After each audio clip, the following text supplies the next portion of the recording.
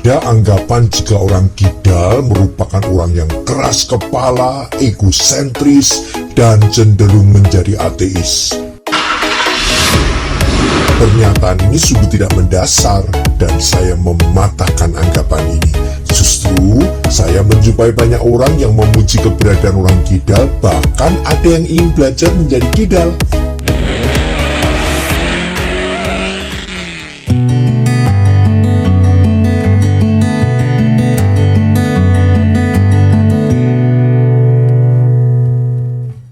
Dalam kitab Hakim-Hakim 20 ayat 16, dikatakan demikian, dari segala laskar ini ada 700 orang pilihan yang kidal, dan setiap orang dari mereka dapat mengumbang dengan tidak pernah meleset sampai selai rambut pun. Dulunya, para laskar kidal ini menggunakan tangan kanannya. Akibat peperangan, mereka terluka sehingga mereka kehilangan kemampuan menggunakan tangan kanan. Sebagai laskar, mereka harus membuat pilihan. Bisa saja mereka menyerah karena terluka, kemudian memilih tinggal di rumah dan menjalani hidup biasa.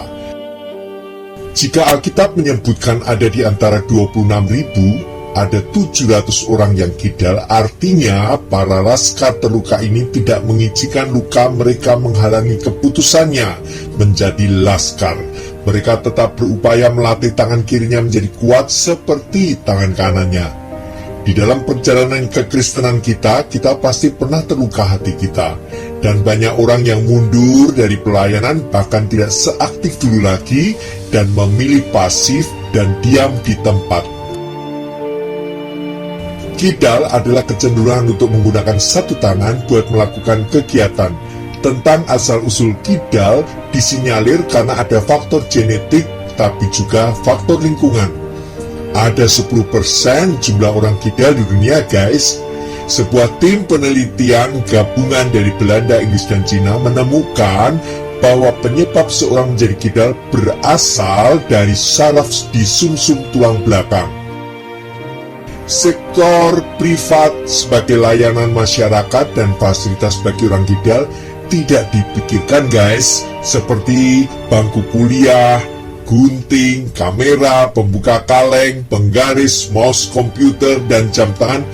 Itu yang membuat mereka menjadi kesulitan menggunakannya.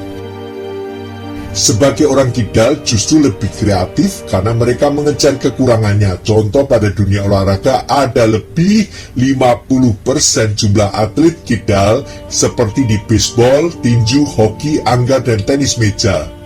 Dilansir oleh Ensiklopedia Britannica tahun 2015. Sebagian orang memandang orang kidal dengan pandangan negatif atau kecurigaan. Ada pula yang menilai keistimewaan di mana mereka lebih kreatif, cenderung cerdas, dan bisa memakai dua tangan. Alkitab berbicara tentang tangan kanan adalah kehormatan, tangan kanan digunakan juga untuk memberkati, tangan kanan juga berbicara tentang kekuatan. Tangan kanan Tuhan memberkati kita, tangan kiri Tuhan untuk mendidik kita. Ketika bangsa Israel bertobat, Tuhan mengulurkan tangan kanannya, dan ketika bangsa Israel melakukan apa yang jahat di mata Tuhan, Tuhan pun mengulurkan tangan kirinya untuk mendidik mereka. Khotbah Martin Luther, The Two Kingdom, pemerintahan dua kerajaan di mana diperintah oleh tangan kanannya Tuhan dan tangan kirinya Tuhan. Dan ini sebuah contoh tangan kiri Tuhan ada di atas negara Cina yang mana nampak dalam perkembangan Injil. Pada saat semua misionaris dari barat diusir dari Cina, maka sejak saat itu Cina belajar sendiri untuk mengadakan ibadah dan perluasan pemberitaan Injil.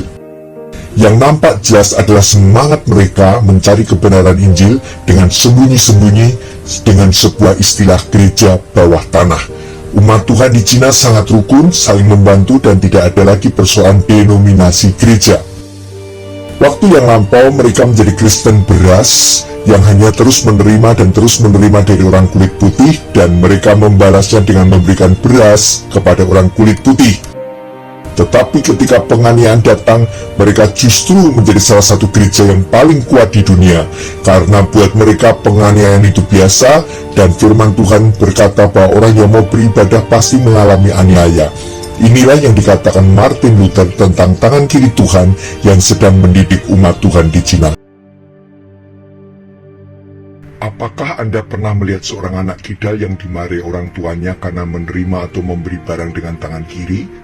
Hingga saat ini pun masih banyak orang yang memegang tata krama bahwa tangan kiri adalah tangan yang kotor dan tidak sopan. Hal ini terjadi karena kuatnya tradisi yang diturunkan kepada kita. Kata kiri dari etimologinya dipakai di dalam berbagai bahasa untuk mempresentasikan yang berkonotasi negatif. Kiri dalam bahasa Latin sinistra berarti jahat atau tidak beruntung.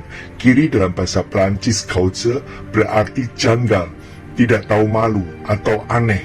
Zuo, kata sifat dari kiri dalam bahasa Tionghoa, bisa berarti tidak tepat atau tidak lazim. Dalam bahasa Ibrani, kiri memiliki asosiasi dengan tahanan atau tawanan. Ajaran Yahudi juga memakai istilah tangan kiri untuk melambangkan kemalangan atau hukuman dari Allah. Simbolisasi ini pun dipakai oleh beberapa teolog Kristen seperti Karl Barth. Bahkan di Ghana, istilah seorang tidur menghadap kiri itu berarti orang tersebut sudah meninggal. Jumlah orang kidal hanya sekitar 10% dari total umat manusia, namun diperkirakan jumlah ini belum mencerminkan kondisi sebenarnya. Mungkinkah seluruh sistem kebudayaan dan sistem pendidikan manusia melakukan penindasan terhadap orang kidal dengan memaksa mereka menjadi orang yang normal? Apakah orang kidal tidak diciptakan sesuai citra Allah?